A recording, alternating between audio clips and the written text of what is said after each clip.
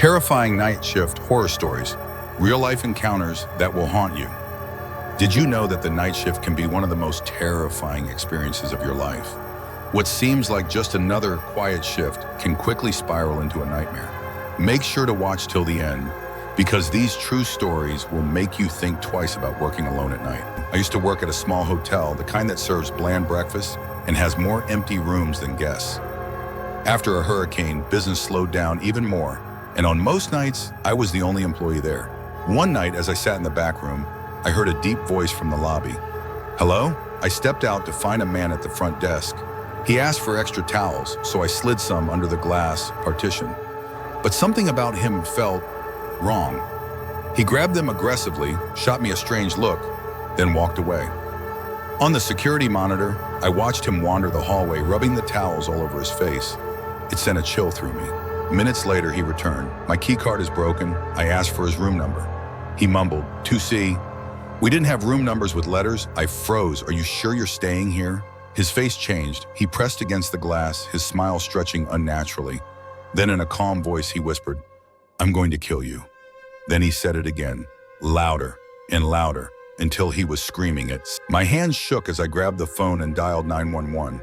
He laughed, mocked me, and slowly backed away, walking out the door. I told the dispatcher he was gone and hung up. Maybe I should have let them send an officer. Maybe then what happened later wouldn't have been so terrifying. At 2 a.m. I clocked out and started walking home. The streets were deserted, the only sound my footsteps on the pavement. Then from behind me, I heard another set of footsteps. I turned, nothing, then a whisper from the shadows. "I'm going to kill you." Ran out of the corner of my eye. I saw him, hiding behind a car, grinning. I sprinted toward a nearby house with a light on and pounded on the door. Just as the man grabbed me from behind, whispering, "Ah," the door flew open. A man stepped out, yelling. My attacker released me and disappeared into the night. The police took my report, checked the hotel cameras, and put together a lineup. But when I looked at the suspects, I didn't recognize him. To this day, I wonder if I let him go free. Nicole and I worked together at a home improvement store, both of us on the night shift. She was pretty, and guys hit on her all the time. Usually they left her alone when she declined, until one man didn't. One night, while I was on break, Nicole served a customer who wouldn't take no for an answer. She turned him down and he left, but something about him unnerved her. And then, an hour later, he came back. Nicole was in the back, so I greeted him instead. He asked for her. I told him she had gone home. His smile disappeared. He stared at me. I want to ask her out again. I hesitated.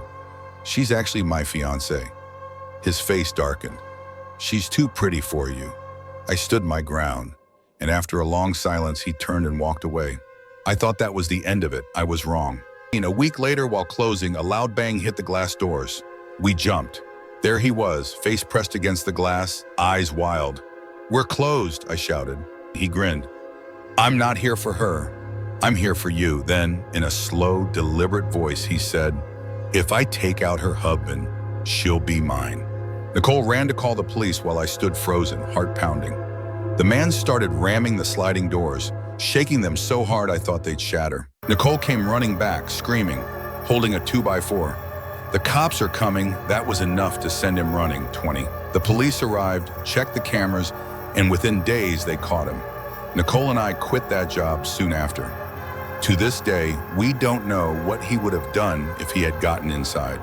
When I worked at a motel, my shifts were uneventful, until one night when a man checked in.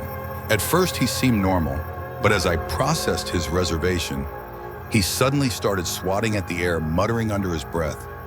I ignored it, handed him his key, and he left. Minutes later, he slammed his hand against the glass door, making me jump. He glared at me. "Why won't you let me into my room?" Combusted, I offered him another key. His eyes locked onto mine, dark and unreadable. He leaned in and whispered, "Kill her, kill her." My stomach dropped. He walked off, muttering to himself. I hid in the back, clutching a pocket knife. When I finally stepped out, he was gone. But later that night, I heard something scraping at the motel door.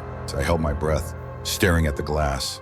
No one was there, but I knew he was close. Some jobs aren't just about work, they're about survival. If these stories made your skin crawl, hit that like button, share your thoughts in the comments, And don't forget to subscribe for more terrifying true stories. Stay safe out there.